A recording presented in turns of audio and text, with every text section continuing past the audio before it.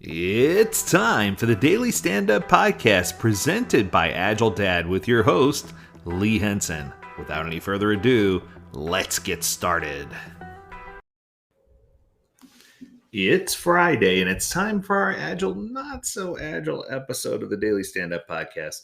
And what I can tell you is this is an exciting episode because this is episode number 600. So we are so happy and want to thank all of you for your constant and continual support of Agile Dad and especially of this podcast. We couldn't do it without you, without your recommendations, without your ideas. So let's get ripped into this. I want to talk to you today about a topic that I especially love, and it's a topic of hope. And I can openly admit that without getting political, that over the past 12 years, that I have seen hope dwindle for people in general, period.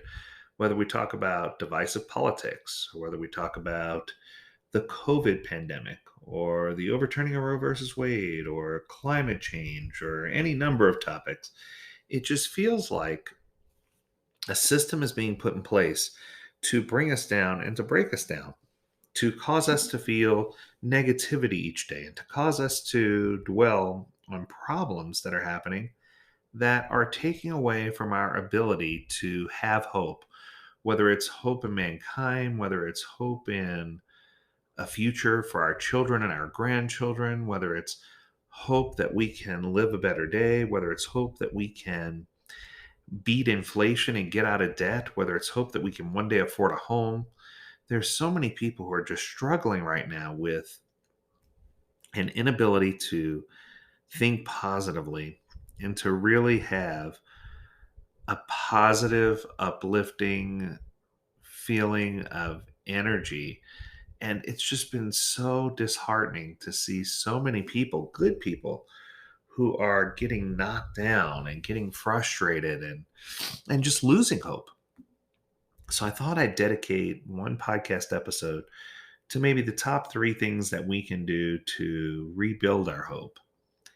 And, the truth is, humanity for the most part is good. It was Meg Whitman who taught me. She says, people are inherently good. And this was a quote that she gave directly to me when we were working at eBay. It was just a passing conversation that we were having.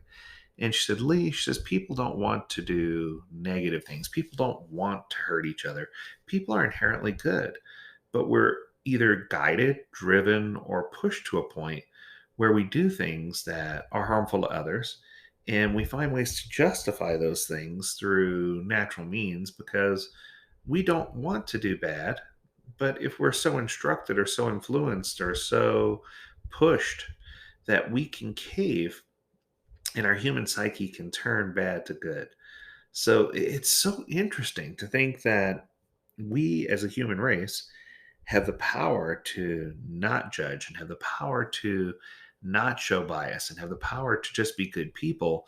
But oftentimes we don't see it or we don't practice it. So I want to focus on what we can do to have hope and restore hope in our personal and professional lives. Okay, so number one, find something to be grounded in. I've talked about this one so often, whether it's discovery of your personal self, whether it's being grounded in a family or a faith or a religion or some background, whether it's a practice or being grounded in something that you love. Find something that gives you a central core point of focus. Find something that gives you a North Star. Find something that energizes you and makes you so excited to move forward. Find something that you believe in that uplifts you and helps you smile each day. Find something that you can do to really understand and get a better understanding of who you are. And for many people, I know it means taking away all the things that are either negatively or positively severely influencing you and stripping those down so that you can really discover who you are personally, what your purpose is, and what direction you're trying to take things. That's the first step to having hope. It's understanding who you are and being grounded. The second step to having hope is to lose yourself in the service of others. I've said this one a bunch of times too. The times when you find that you have the most hope is when you're uplifting someone who has little hope. If you It doesn't have to be big things. It could be as simple as smiling at someone that you don't normally smile to, or holding a door open for somebody, or finding a way to just serve someone else. Now, sometimes it could be bigger things, picking up the tab for a fast food order for the car behind you, or even paying for something for someone at a grocery store who's short, or whatever it might be. Find ways to give back. And when I say serve others, that means find ways to serve others, and it doesn't always have to be financial. Sometimes it could be sharing a talent or a gift that you've been blessed with someone else, and giving someone an opportunity to experience something that you're really good at that they may not be. And sharing that gift with them is going to help uplift them, and it's going to help make their day better. The truth is, there's not a person on the planet today who wouldn't appreciate a small token to help them have a better day.